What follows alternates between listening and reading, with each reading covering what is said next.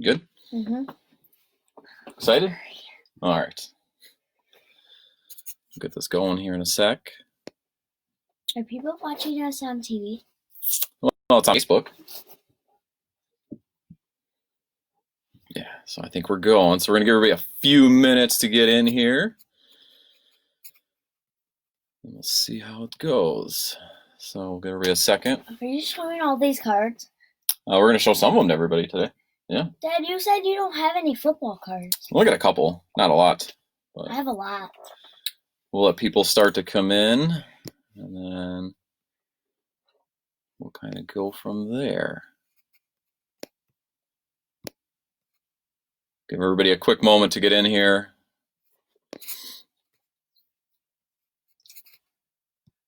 Dad, can I pick my card up? Huh? Can I pick my card up? Yeah. You can do it. I don't even know what's on the show. All right. Well, we're going to go ahead and get started. So just want to say welcome, everybody. My name is Patrick Bodam. I am the Superintendent of Recreation at the Hoffman Estates Park District, here at the Hoffman Estates Park District. So what we wanted to do tonight, what I wanted to do was we thought this would be a great opportunity to talk to everybody about a hobby that's actually near and dear to my heart, and I'll talk about it in a second. But we're going to talk sports cards, which I kind of feel like has been a lost hobby for a long time. It's starting to come back strong, actually, which is awesome. But, so that's where we thought this would be a great virtual class. So we're going to have a ton of episodes, and I'll talk about all that in a minute. So we'll get into that. My son Mason is joining us, who's actually got into card collecting as well, which has been fun to see. So, we hope everybody's staying safe, staying healthy, social distancing. We just really want everybody to keep practicing that so we can get through this all together and as quickly as possible. We want to get back to normal just as much as you guys do. So I'm going to start off with just a quick thing, just my start to collecting. So with tonight's class, I'm hoping to go like 20 minutes here, and we'll kind of see how it goes. So if you guys have questions throughout, feel free to ask away, and I'll just answer them as we go. But one of the things I wanted to just talk about was my start into collecting, and then hopefully it kind of probably rings if I have some dads watching and things like that. It's probably going to bring up some memories. I've pretty much been going in and out of the hobby since I was a kid. I think all of us started. I started out as a kid riding my bike to the gas station and going to whatever money I could scrounge up from my parents, going to get a pack of cards and coming home and, opening it up and saving it. And I've been doing that for years. And that's just what I did when I was younger. Fast forward a little bit into high school and college. I didn't have as much money, but I managed to, I was broke. My wife says, she still tells me, you're broke, don't buy anymore. But obviously I do that all the time, was still buying more. But, so I've been going in and out of the hobby since I was in college, when I was in college. And since I got out of college, probably dating myself a little bit, in 2010, I've kind of gotten back into the hobby on a regular basis. Why do I do it? Like a lot of people ask me, like, what, isn't that just a kid's thing? You guys can probably see all the stuff behind me. I'm a diehard Duke fan my entire life, basketball in general. I'm sure everybody's been watching the Bulls documentary going on. So for me, it's just been about the love of basketball and collecting basketball. And I'm not in it for the money. I do sell some stuff and things like that, but that's actually just to buy other things. I don't look to profit off this hobby. This hobby is too near and dear to my heart. But we'll save it for another time. But just beware, there's a lot of people in this hobby that are to make money, and they are trying to take advantage of people and take advantage, just like in anything in life, I guess. So, one of the things that I will say is just be cautious. You got to be very cautious when you're in this. So, I'm going to throw a disclaimer out there about my knowledge about the sports card hobby. I am a very middle of the road collector. I'm just being honest about that. I am not a high end collector. I'm not a low end collector. I'm kind of middle of the road. I'm just somebody that I collect certain things. So I don't know everything. If my wife hears me see that, if she's watching right now, she would probably say different too as well. So, but there are great people in this hobby that I rely on and that I use to gain more information and to learn about it. I'm still learning every day. What my goal was for this series was to be a very beginner's aspect into sports card collecting.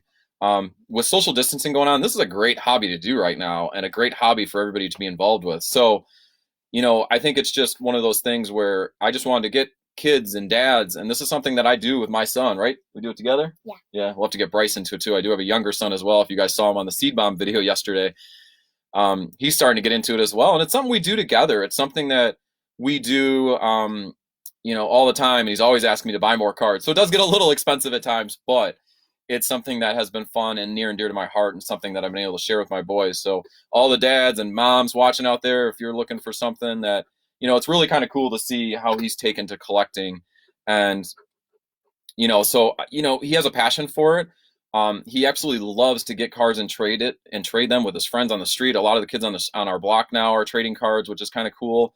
It teaches him to hold on to something, and teaches him to value something and responsibility for something. He has to keep them all organized. So I know I can't keep his room clean all the time, but I definitely keep his cards clean, because he knows that he shouldn't leave those laying around. So it's something that gets him off the couch. It keeps him off the tablets and things like that. I know we're doing a lot of that lately. So this is a great thing too. It teaches him to look for things on cards that are different. And, but he's truly developed a passion for it, right? You truly love it, right?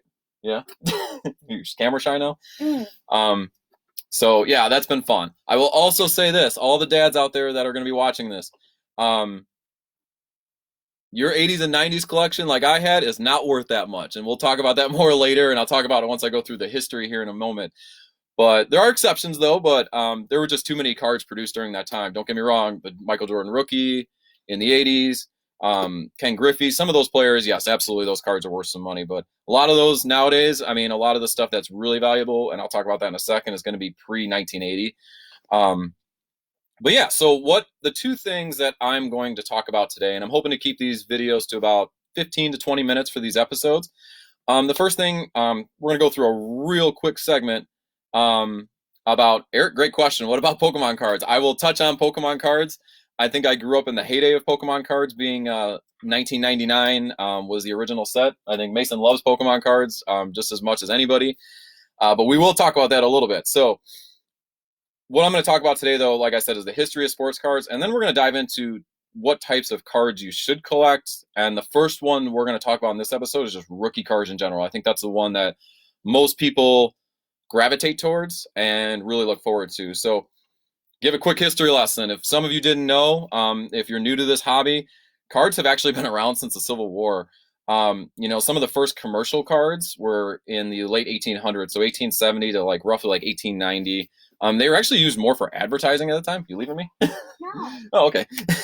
But yeah, so after that time, and then it kind of got into the tobacco company years, which was the late 1800s. And then it kind of dove off for a little while, and then it really came into the golden age. And this is where you probably heard of some of the bigger sales that have happened. 1909 to 1915 was kind of those years. And, it was one of those things where, I mean, there's some of those cards are selling for $500,000 nowadays. So if they're in decent condition. So Honus Wagner was probably one of the more popular cards that ever came. Yes, buddy? You got a question? No, I need to move my chair back. Okay, you can move your chair back. So after that, after the golden age, we kind of dive into post World War I, and with any of our wars, it kind of just, cards kind of tallied off at that point. Production kind of ceased, but in between World War I and World War II, there was definitely a lot going on, but not many cards were printed during World War II.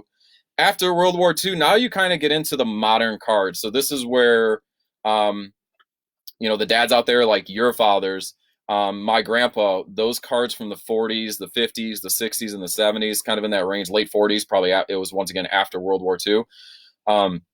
Those are the ones that definitely will hold a lot of value nowadays. So if you have that stash up in your attic, I would definitely recommend taking those to a local card shop. And I'm going to give you some suggestions at the end of the video as well on where to take that stuff. But those are definitely some really cool collections and have some real value to them.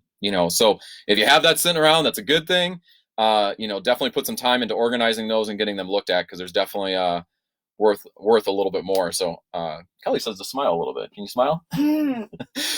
So that's definitely something cool. Then you kind of get into what I kind of just talked about and joked about, 1980 to now.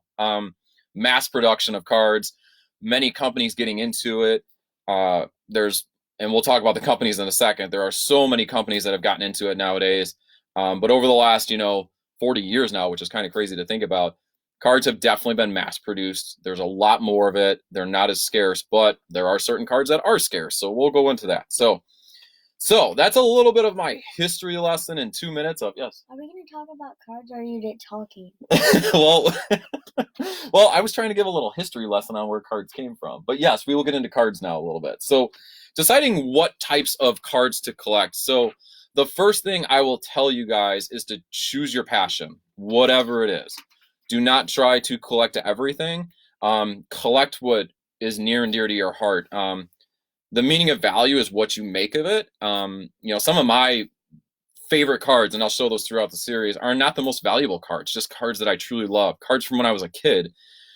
So if you're getting your kids into this hobby, if they love basketball, if they love soccer, if they love football, whatever it is, or baseball, have them collect their favorite players, have them collect their favorite teams. That's how you keep, in the hobby, and that's what you're trying to go after. You can't collect everything and anything. You will go broke doing it. I promise you. It is so expensive.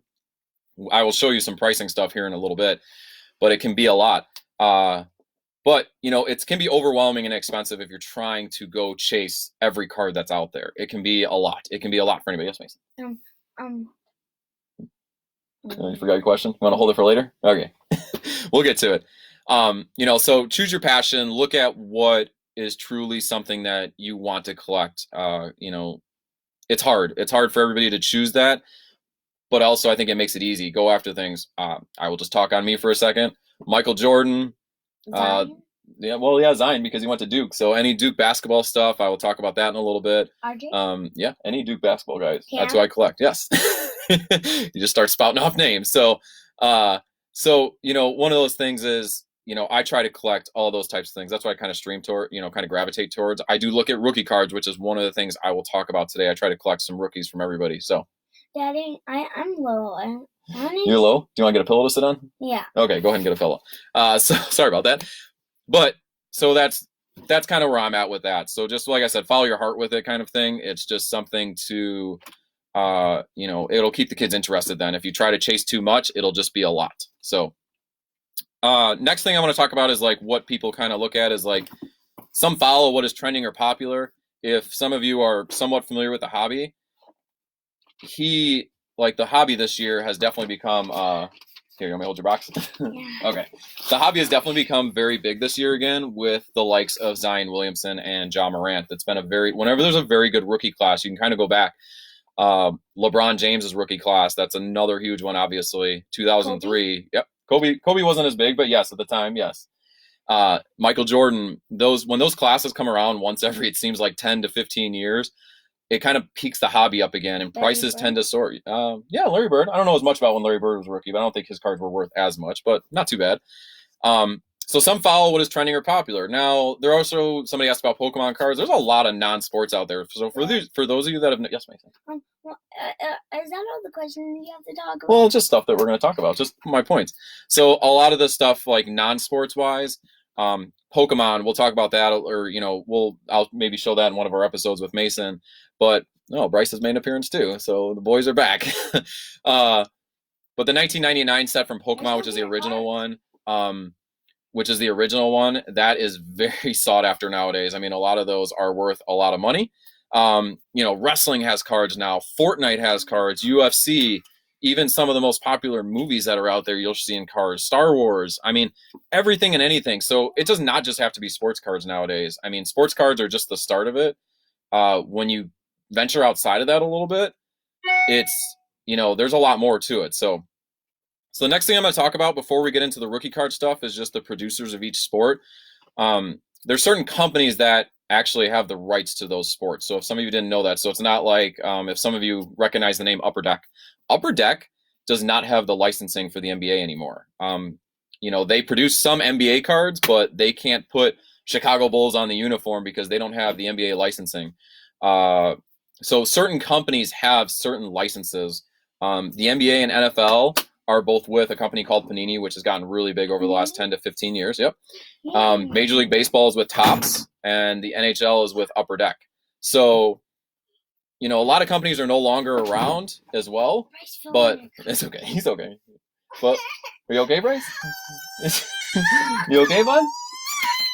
Are you okay? You okay, bud? You're okay. Sorry about that, but some of those sports are still not around, or some of those companies are just not around anymore. So now let's get into what we really wanted to talk about today. We're on 15 minutes, so we're going to talk about rookie cards. So what is a rookie card for those of you that don't know? Basically, it's you got one. The first cards for the first year of that player in his or her professional career, and we'll talk about that one in a second. Some of these rookie cards, and I'll show cards as I go too, so I'll try to keep them up to the camera. But one of my absolute favorite cards, if you can see, a little bright in the light here, but is, if my ring light can just not be.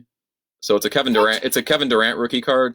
I was really big into collecting in college, like I said, and I was lucky enough to snag a lot of Kevin Durant rookies during those years.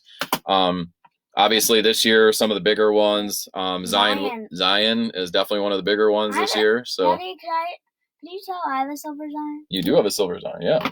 So, so like I said, that rookie card, if you don't know what that means, that is just the first cards of that player produced in his or her professional career. So, this also tends to be the most sought after cards that are out there. So one of the things that, most people are really trying to chase those rookie cards. You're investing in their future. It definitely is a guessing game. And I will talk about how cards have almost become like their own stock market as well. But, investing in their future, you're trying to figure out who's going to be the next Michael Jordan, who's going to be the next LeBron James, because those cards are the ones that are going to seriously jump in value. And I'll show you a couple of examples here in a minute. Yeah. But, varying amounts of, there's also a lot of different rookie cards too. So don't think that, years ago when some players only had 1-2 rookie cards, with the amount of production that is done now by a lot of these companies, rookie cards tend to be, a player can have dozens of rookie cards throughout the year. So don't think that you only have one chance at a rookie card. You can have lots of rookie cards. They all range in value. So it's kind of cool. Like there's a lot of stuff for people who are just entering the hobby that don't want to spend as much, and some really high-end stuff for some of those high-end collectors. So it's just a varying amount of cards that can be out there. So with one of those things I want to talk about today is we're going to just look at some cards and we'll take probably one of the more popular cards that is going on right now. We'll go with a different one. But we're going to take Panini Prism. So Panini does the NBA cards. And like I said, I will talk mostly about NBA cards, but a lot of the cards a lot of the other cards are very similar in format and what people are doing and things like that. So this can be kind of applied across the board. But one of the things that I want to talk about is most rookie cards. There's going to be some, I will say this right away, there are some cards early on in the season that are in their college jerseys. And then there's cards, so you can take this Zion Williamson, which is in his Duke jersey. And then you can take this Kevin Knox, which is from 2 years ago, and it's in his New York Knicks jersey. Now, people tend to go after the cards that when they're in the professional uniforms. Panini Prism, which I'll talk about this product in a second. Actually, here's the other Prism stuff, which when they're in their uniforms. This tends to be something that does have more value than the college stuff. I love the college stuff. Once again, I don't care that it's not as valuable, but I care because they're in their Duke uniforms, and that's something that I love about it. So it's really up to personal preference, but I'm just saying those are what's more valuable. Most rookie cards, and I'll kind of show two examples with this. So most rookie cards, you're going to see, if you can see real close to the camera here, if I can get it centered, you're going to normally see a little symbol up there that will designate what cards are your rookie cards. So those of you that don't know anything about cards, you're going to look for that symbol on the card. It should be designated somewhere. Now, not to make it harder, there are rookie cards, such here's a Zion Williamson from this year, which there is no symbol on this one. This is because this is an insert card. Rookie cards, this is called a base rookie card, and then this is more like an insert rookie card. So the base cards, oddly enough, which inserts are probably a little bit more rare, the base cards are actually usually worth more. Just depends on what it is. But yeah, you're always looking for that kind of, let's call it a watermark, or just a marking on it that says rookie up in the top. I keep getting my backwards on my camera here, but up in this top corner up here, you're going to look for those markings on the card. That's really what sets it off. So, but yeah, some cards don't have a mark, and that's a big thing as well. So, but just something to look out for. So one of the topics I want to talk about is the three. So if you're collecting rookie cards, now you're going out and buying a pack of cards, right? And you pull the pack cards. Well, what pack should I buy? And we'll talk about that more in another episode. But I'm going to talk about my three favorite products, and probably they're all made by Panini, but my three favorite products and why they're probably the most sought after, or some of the most sought after for normal middle of the road collectors. I kind of showed one of them here, which we'll talk about, but we're going to talk about Panini Prism. This is kind of a look. This is from 2 years, or last year actually. I'm sorry. Got my years wrong, but this is last year's Panini. And the looks will change from year to year. Very silver look to it.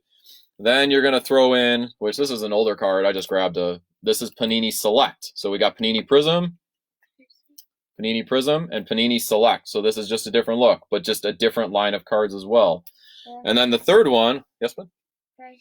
Yeah, hold on one sec. I'm going to finish showing them. And then there's Optic, which is the other one. These are three very popular brands. You can see all these have different markings when it comes to rookies. This one you can see right in the middle of the card. It'll say rookie. And then on the Brandon Clark one, this one actually says rated rookie in the bottom right-hand corner. So, but these are probably three of the most popular brands. So we have, once again, we have Optic, Prism, and Select. Those are some of the three most popular ones when it comes to basketball. These are not the high-end cards, don't get me, but there are a lot of these. I mean, and I will go over why Prism is very popular. There are very high-end cards, like National Treasures is another product from Panini, where, you know, it's over $1,000 for a box of cards, and some of those cards are running, you know, over, thousands and thousands and thousands of dollars. Some selling upwards this year of $15,000 to $20,000, depending on what it is. So these aren't even the high-end cards. These are kind of more your middle of the road, even though this year these are all worth a great deal more because of Zion Williamson and John Morant. So with that being said, one of the next thing I want to talk about is the comparison this year, and then we'll have Mason show one of his favorite cards. All right, you want to get your card out?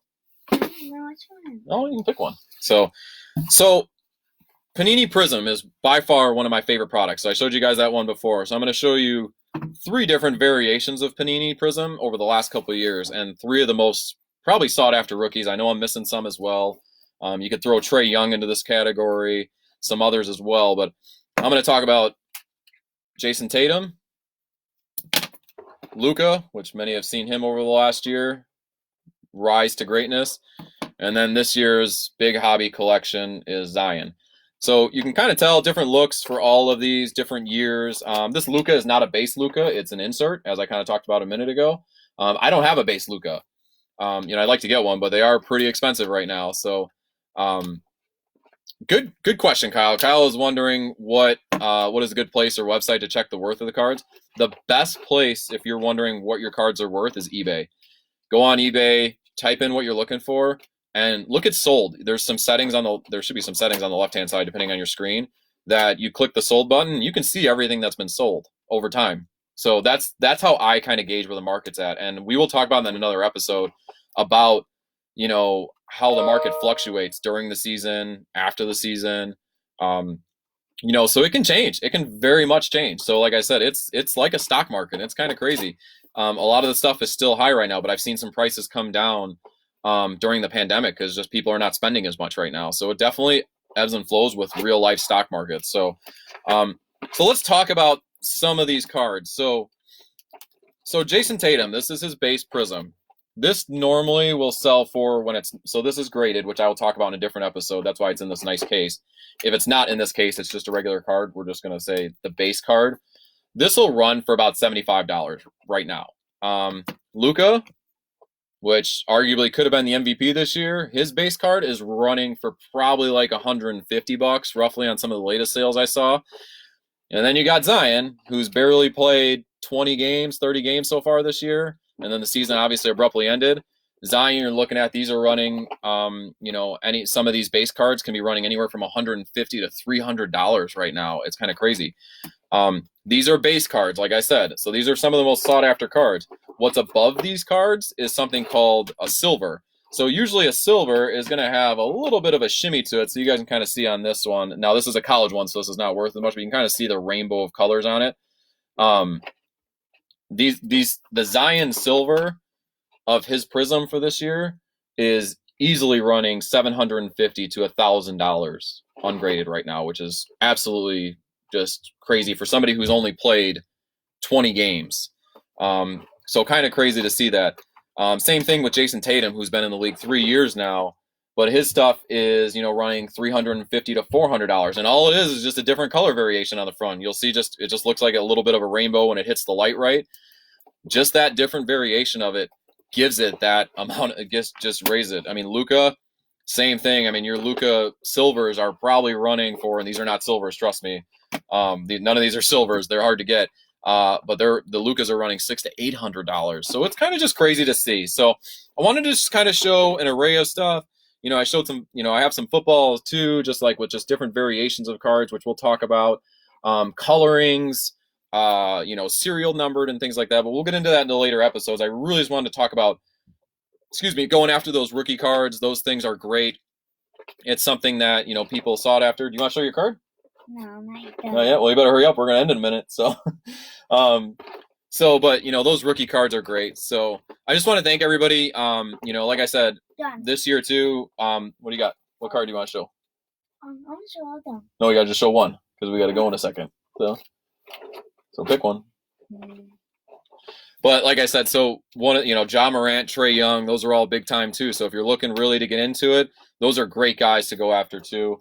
But yeah, so I hope you guys really enjoyed this first episode. It's kind of just a first go around. I'm going to keep showing more and more. Like I said, I'm a very, I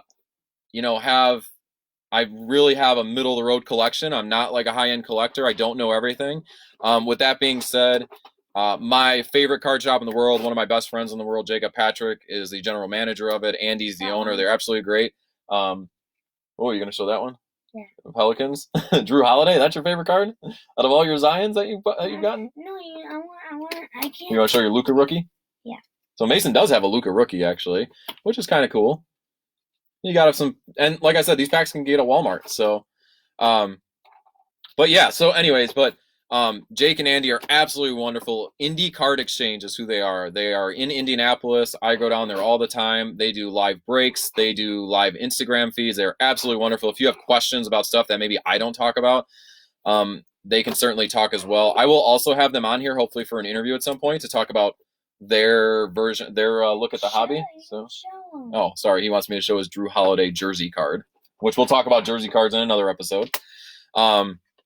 But great guys, truly got for your instance. My local card shop is Jim and Steve's here in Waukegan. I do have some Kobe White rookie cards. I guess we didn't bring it out. You got any Kobe White rookies? No, I got a blue one. You said I only could bring out one. Okay. Well, we'll bring it out next time for the North Carolina fans out there, but we do have some Kobe White rookies. But yeah, I hope to do some interviews with some people. What you got a Kobe White rookie? Oh yeah, here we go. Here's your Kobe White rookie. Mason's got a nice blue one there. I'll have to fix my light for the next episode. But yeah, so we just hope you guys really enjoyed this. Sorry for we had Bryce crying in the background, but I really hope you guys enjoyed this. I want to kind of keep them short to the point. We really hope everybody stays safe and healthy. From all of us here at the Hoffman Estates Park District, we hope to, like I said, we hope to get you guys all back into our program soon, but hope this can provide some sort of bridge to that. So stay tuned to our website. Keep looking out for our virtual recreation opportunities. We're uploading stuff all the time now. We're going to keep doing stuff, and we want, you got one more or two more? You want me to show two more? So Mason wants to show two more cards before we go. So he's got a nice Cam Reddish from Duke. He's a big Duke fan, as you can't tell. And then he's got his own Zion from when Zion was drafted. So, I'm about to fix my light next time. I do apologize about that. I will fix it for the next one. So, trial and error, right? But happy Earth Day to everybody. Check out the rest of our virtual recreation. We really hope you guys enjoyed this tonight. Please comment in the video if you guys have questions. I'll be happy to answer them. If I don't have an answer for it, I will get it to the right person to get you an answer. But, I don't have all the answers, but I'm just trying to give my perspective on it from somebody who, loves a hobby and loves to, just collect and just, something to do with your kids. And I never thought I would have that opportunity one day just because it's just been fun. Yeah, buddy? I want to keep this. Okay. You just never know. And it's just something that I've been able to share with my son. And I truly enjoy both my sons now. So they're both getting into it. So once again, thank you guys. Stay tuned next week. I might be doing an interview next week. We might just do a regular episode, but I'll let you know. I'm trying to get some things scheduled for it. Thanks for coming out. Leave comments, share with your friends. Like I said, it's supposed to be a very intro thing. And seriously, enjoy the hobby. Have fun with it. And we'll catch you next time. Bye.